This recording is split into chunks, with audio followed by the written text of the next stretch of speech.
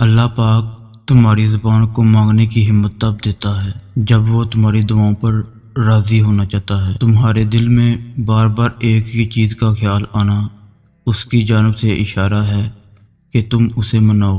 وہ تو ان دعاؤں کے لیے بھی وسیلہ بناتا ہے جو تم نے اس سے کبھی مانگی ہی نہیں ہوتی، پھر وہ ان دعاؤں کو کیسے ادھورا چھوڑ سکتا ہے جنہیں تم تڑپتے ہوئے اس سے بار بار مانگتے ہو۔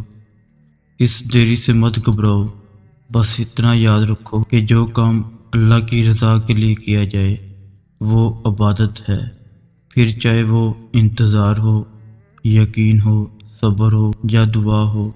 ٹوٹے ہوئے دل سے نکلی ہوئی صدا کبھی خالی نہیں جاتی، اور عبادت کا صلہ کبھی رائے گاہ نہیں جاتا۔ تو پھر یہ سب جانتے ہوئے بھی تم کیوں اس سے مانگتے ہوئے تھک گئے ہو؟ جو تمہیں دیتے ہوئے نہیں تھکتا، تمہاری دعائیں ہی تمہارا یقین ہے کہ اللہ ضرور دے گا، اور کن محبت ہے اس کی کہ وہ دے دیتا ہے۔ اب قبولیت کے ذریعے اس کے ایک حکم پہ رکے ہیں، اور اس کا حکم تمہاری ایک پکار کا منتظر ہے۔ جب وہ ہاتھ میں غم تھما دیتا ہے تو اس غم کو سنبھالنے کی ہمت بھی دے دیتا ہے۔ بس تم یقین رکھنا، وہ خود تم سے فرماتا ہے کہ تمہارے رب نے نہ تمہیں تنہا چھوڑا ہے اور نہ وہ تم سے بیزار ہوا ہے، اور تیرا رب بھولنے والا نہیں اور اس کے لفظوں سے سچا کوئی نہیں۔